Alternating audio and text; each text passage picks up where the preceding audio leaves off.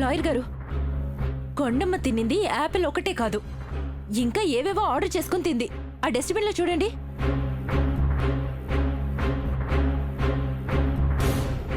ఈ కొండమ్మ జాగ్రత్తగా ఉండమని ఎంత చెప్పినా పెంట చేసేసింది. అవి కూడా నేనే తిన్నాను సార్. అయినా మీరేంటి సార్ ఇంత అమాయకంగా ఉన్నారు? కోమాలో ఉన్న పేషెంట్ దగ్గరకొచ్చి అది తిన్నది ఇది తిన్నది అంటున్నారు. సరే లాయర్ గారు, వాళ్ళు అంత ఖచ్చితంగా చెప్తున్నారు కాబట్టి చివరిగా నా ప్రయత్నం నేను ఒకటి చేస్తాను. పేషెంట్ని డిస్టర్బ్ చేయకుండా మీరేం చేసుకున్నా ఓకే. మా గూడెంలో చేసే నాటు వైద్యం చేసి చూస్తాం డాక్టర్. ఈ వైద్యం ఈ పేషెంట్కి కూడా తెలుసు. మా బాబాయ్ వాళ్ళ కూతురు మయూకకి తనే చేసింది. దీన్ని బడిత పూజ అంటారండి.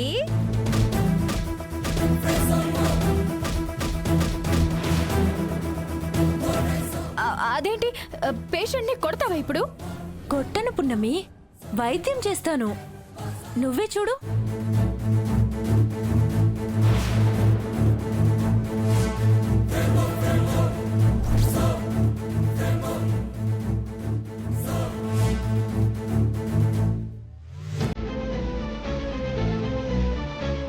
అయ్యయ్యో, పున్నమి నన్ను ఇది చంపేస్తుందేమో.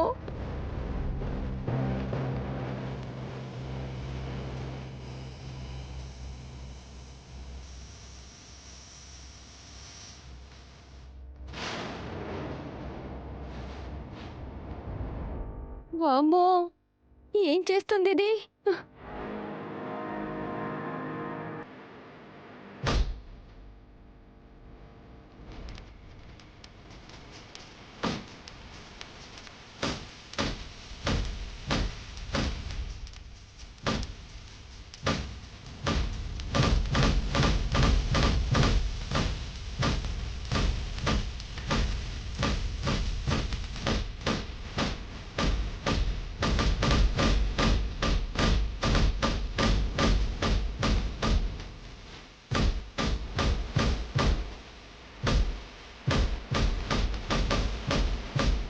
అమ్మో, నన్ను చంపేసేలా ఉంది ఇది.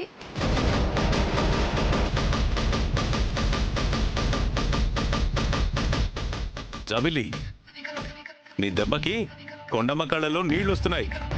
నీ వైద్యం బాగా పనిచేస్తుంది. కొట్టు కొట్టు కొట్టు. అది కామన్, అలాగే వస్తాయి.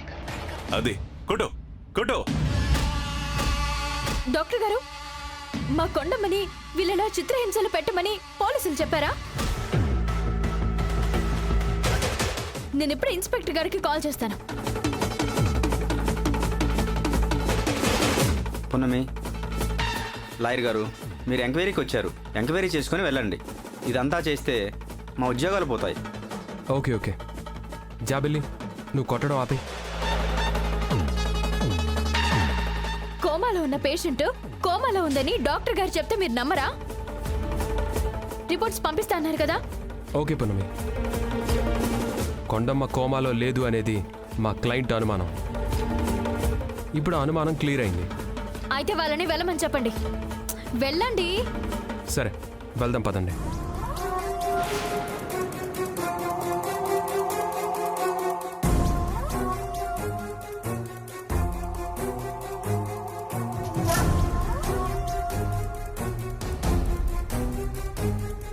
కొండమ్మ వాళ్ళు వెళ్ళిపోయారు. నా కాళ్ళు కొండమ్మ, నా కాళ్ళు ఇరిగిపోయాయి బాబోయ్. అయ్యో పున్నమి, అయ్యో నా కాళ్ళు ఇరిగిపోయినాయి బాబోయ్. దొంగ మొహందది ఎంత పని చేసిందమ్మ బాబోయ్. నా కాళ్ళు, అయ్యయ్యో, అమ్మో నా కాళ్ళు పోయాయే. పున్నమి, నువ్వు రాకపోయింటే ఆ రాక్షసుని చంపేసేది. అబ్బా వంట నొప్పి. కొండమ్మ కొంచెం ఓర్చుకో. అప్పటికి చాలా ఓర్చుకున్నావు. థ్యాంక్స్ కొండమ్మ. వీళ్ళలో ఏదో ఒకటి చేస్తూనే ఉంటారు. త్వరలోనే ఈ నాటకానికి ముగింపు పలకాలి. అప్పటి వరకు డాక్టర్ గారు చెప్పినట్టు కొంచెం జాగ్రత్తగా ఉండవే. అమ్మా, లాయర్ గారు, థ్యాంక్ యూ. ఎందుకు జాబిల్లి? ఫస్ట్, మీకు ఆపోజిట్లో ఉంది మీ భార్య అయినా మా కేస్ టేకప్ చేసి ఎంక్వైరీకి వచ్చినందుకు. సెకండ్ వచ్చి రాగానే లాయర్ లాగా ఎంక్వైరీ చేసి డిటెక్టివ్ లాగా ఇన్వెస్టిగేషన్ చేసి అక్కడున్న వాతావరణాన్ని కరెక్ట్ చేసినందుకు. అది నా డ్యూటీ జాబిల్లి, దానికి థ్యాంక్స్ అక్కర్లేదు. ఫీజు తీసుకుంటాను.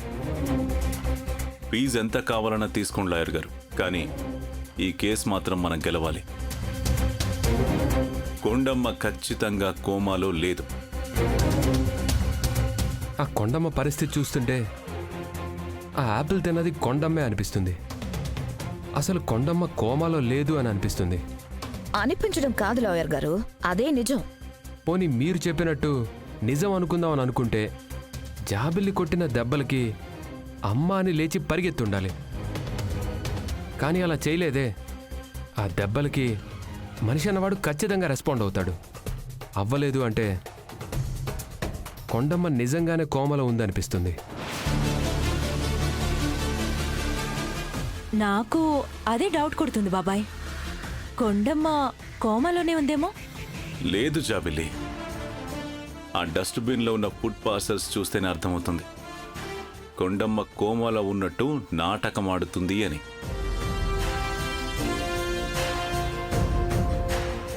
అవును, పేషెంట్ దగ్గర ఎవరైనా డాక్టర్లు సిస్టర్లు ఫుడ్ తింటారా?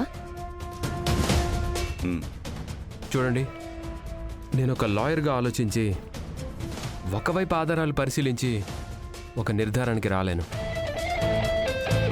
నేనే కాదు, ఏ లాయర్ కూడా అలా నిర్ధారణకి రాలేడు. బాగా పరిశీలించాకే ఒక అంచనాకు వస్తాడు.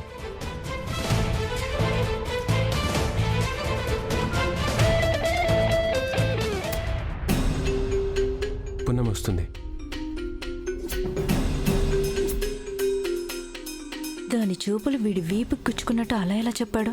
జాబిలి, మనం రివర్స్లో ట్రై చేద్దాం.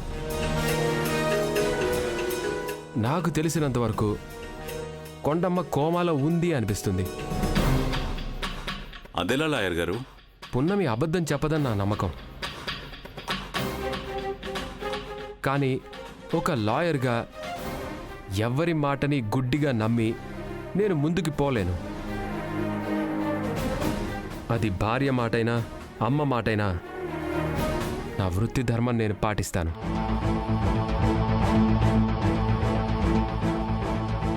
ఇప్పుడు ఏం చేద్దామంటారు లాయర్ గారు? చూద్దాం, ఇంకొకసారి ప్రయత్నించి చూద్దాం. అప్పటికీ కొండమ్మ కోమాలో లేదు అని నిరూపించకపోతే ఈ కేసు నుండి నేను డ్రాప్ అయిపోతాను. మీరు ఇంకొక లాయర్ని చూసుకోండి. Vakeel Saab, thank you Vakeel Saab. అయినా నువ్వెందుకు థ్యాంక్స్ చెప్తున్నావు? నేను అబద్ధం చెప్పనని మీరు నమ్మినందుకు. అలాగే సారీ కూడా చెప్తున్నాను వకీల్ సాబ్. ఈ విషయంలో నేను మీకు అబద్ధం చెప్తున్నాను. పున్నమి, కొండమ్మ కోమాలో లేదని నాకు తెలుసు. కానీ అబద్ధం చెప్పి నువ్వు చేయట్లేదు, ఏదో మంచి కోసమే ఇలా చేస్తున్నావని నేను నమ్ముతున్నాను. అవును పున్నమి, నేను నిన్ను నమ్ముతున్నాను. కానీ నా క్లయింట్ కోసం ఇంకొకసారి వచ్చి అబ్జర్వ్ చేస్తాను. అలాగే వకీల్ సాబ్.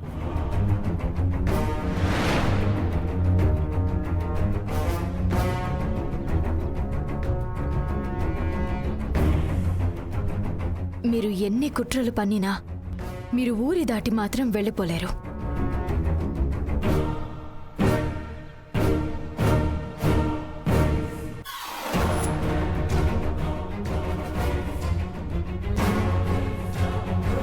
పృథ్వీకి మన మీద కోపమున్నా కేస్ కోసం ఒక లాయర్ లాగా వచ్చి తన పని తాను చేసుకుని పోయాడు అంటేనే నాకు నమ్మకం కలుగుతుంది మనల్ని గెలిపిస్తాడని.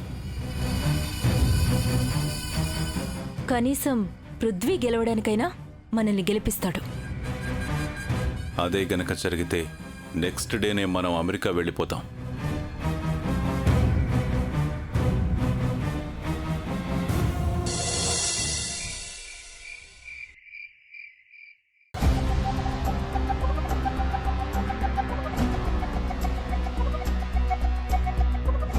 ఏం చేసుంటుందో నిజం తెలిసిపోతే అప్పుడుంటుంది పున్నమికి. ఏదో రకంగా తెలుసుకోవాలి దేవుడా. ఏమైంది పృథ్వీ? నిజాలేమైనా తెలిసాయా? తప్పు ఎవరితో తేల్చేసావా? అంత సులువుగా తేలేలా కనపడటం లేదమ్మా. నాణానికి రెండు వైపులు ఉన్నట్టు నేను ఒక భర్తగా లాయర్గా ఆలోచించడం వల్లే ఏది పర్ఫెక్ట్గా ఒక అంచనాకి రాలేకపోతున్నాను.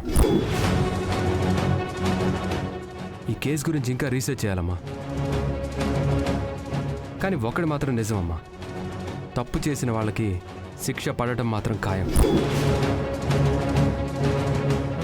మామూలు శిక్ష కాదురా, నమ్మించి మోసం చేసిన వాళ్ళకి బెయిల్ కూడా దొరకకుండా జైలుకు పంపించాలి. అప్పుడు కాని బుద్ధి రాదు. అత్తయ్య, మీరేమనాలనుకున్నా డైరెక్ట్గా నన్నే అడగండి. గుమ్మడికాయలు దొంగ అంటే భుజాలు తడుముకోవడం ఎందుకు? నేనేం తడుముకోవడం లేదు అత్తయ్య, ఏ తప్పు చేయలేదు అని చెప్తున్నాను. ప్రాణం పోయినా సరే ఈ పున్నమి ఎవరిని మోసం చేయదు. పున్నమి, తప్పొప్పులు తేల్చాల్సింది నువ్వో మా అమ్మో కాదు, కోర్టు తీర్పు. కరెక్ట్గా చెప్పావురా. నీ లాయర్ ప్రతిభతో, ఆ న్యాయదేవత ఆశీర్వాదంతో ఈ ఇంటికి మంచి జరిగితే అదే చాలు. పృథ్వీ, ఒక్క నిమిషం. ఆన్లైన్లో కొన్ని టీషర్ట్స్ చూశానురా, దీనిలో ఒకటి సెలెక్ట్ చేయి, ఆర్డర్ పెడతాను. లేట్ అయితే రేపటికి రావు.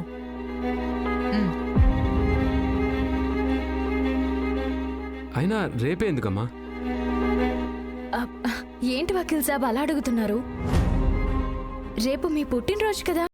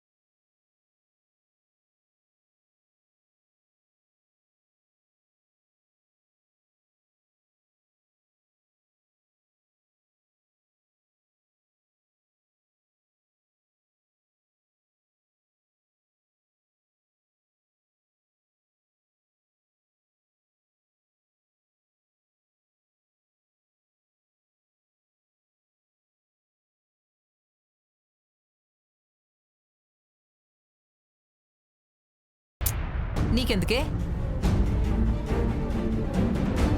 కొనేది నేను, వేసుకునేది వాడు. మధ్యలో నువ్వు చూడడం అవసరమా? పోన్లేమ్మా, అయినా ఒకసారి చూడు, నువ్వు తప్పే ఉంది. తప్పేం కాదురా, టైం వేస్ట్ అని. పున్నమి, ఈ డ్రెస్ ఖరీదెంతో తెలుసా? 20,000. అంత డబ్బు నీ దగ్గరుందా? ఆఖరికి నీ గూడెం జనం మొత్తం డబ్బులేసి పోగేసినా ఇంత కూడా రాదు. అమ్మా, ఒకసారి ఫోన్ ఇస్తే పోయేదానికి ఇన్ని మాటలు ఎందుకమ్మా? నా మాటలు అంతే కానీ నువ్వు వేరేదేదైనా డ్రెస్ సెలెక్ట్ చేసుకోరా. ఏం వద్దమ్మా, నువ్వే ఏదో ఒకటి సెలెక్ట్ చేయి. అది కాదురా, రేపు నీ పుట్టినరోజు కదా, నీకు నచ్చిన వేసుకోవాలనే కదా నేను తాపత్రయపడేది. నచ్చింది దొరకనప్పుడు ఏదైతే ఏంటి? నా లైఫ్లో ఎప్పుడూ ఇంతే, ఏది కోరుకున్నది దొరకదు. అందుకే దక్కిన దాంతో అడ్జస్ట్ అవ్వడం తప్ప వేరే దారి లేదమ్మా.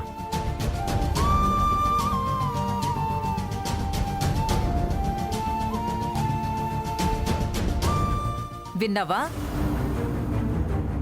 నా కొడుకు మాట్లాడింది బట్టల గురించి కాదు, నీ వల్ల మారిన వాడి బతుకు గురించి. వాడికి నచ్చినట్టు ఉండాలని నేను కోరుకుంటే నువ్వేమో నీకు నచ్చినట్టు మార్చేశావు. ఆఖరికి పుట్టినరోజు నాడు కూడా వాడికిష్టం వచ్చినట్టు ఉండలేకపోతున్నాడు. అంత మా తలరాత. ఉన్న వాటిల్లో ఏదో ఒకటి మంచి చూసి నేనే ఆర్డర్ చేస్తాను. ఎవరు ఎలా ఉన్నా కన్న తల్లిని, నాకు తప్పదు కదా.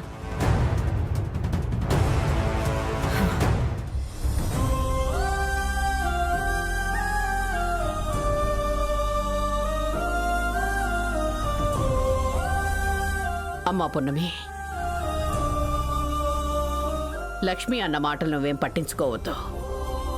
తనేదో కోపంలో అలా మాట్లాడింది. కోపమో కొడుకు మీద ప్రేమో అత్తయ్య అన్న మాటల్లో తప్పలేదు నానమ్మ.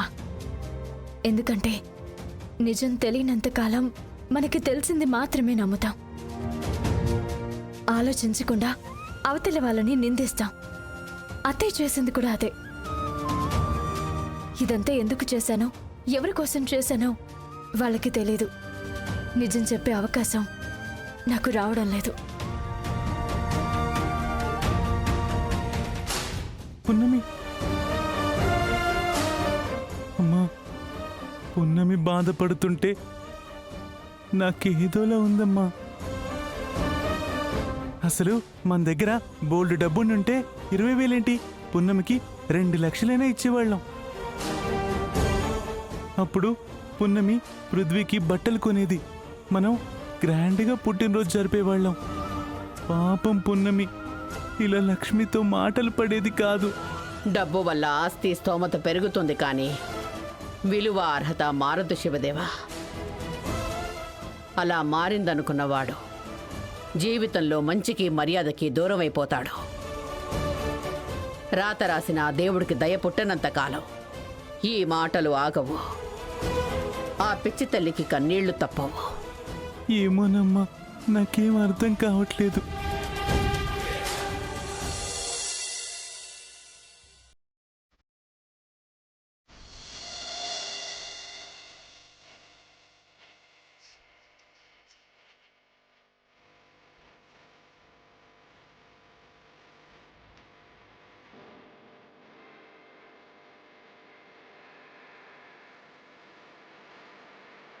హ్యాపీ బర్త్డే నాన్నా. థ్యాంక్స్ అమ్మా. నీ జీవితంలో ఉన్న అసంతృప్తి మాయమై నా కలలన్నీ నిజమై అంతా మంచే జరగాలని మనస్ఫూర్తిగా కోరుకుంటున్నాను. ఇది నీ ఆశీర్వాదమా లేక నీ ఇష్టాల లిస్టా అమ్మా? నా ఇష్టమేంట్రా, నేనేం కోరుకున్నా నీకోసమే కదా.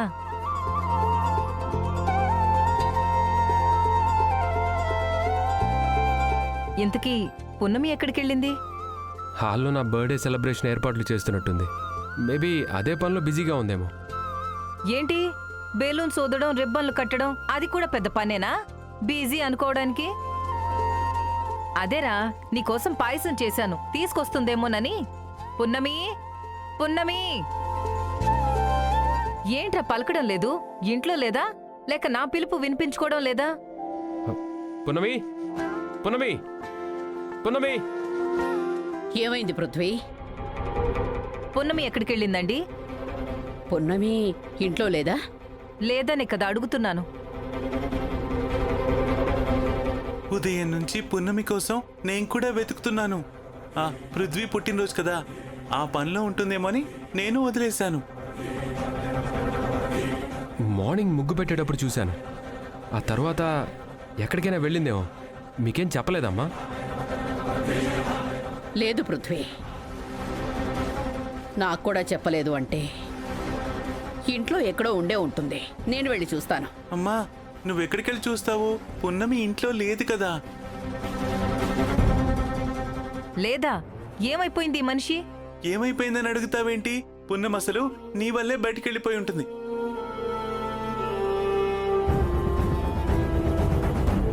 ఏంటి నా వల్ల వెళ్ళిపోయిందా? అవును, నువ్వు నిన్న పృథ్వీ బట్టల గురించి తనని అవమానించావు.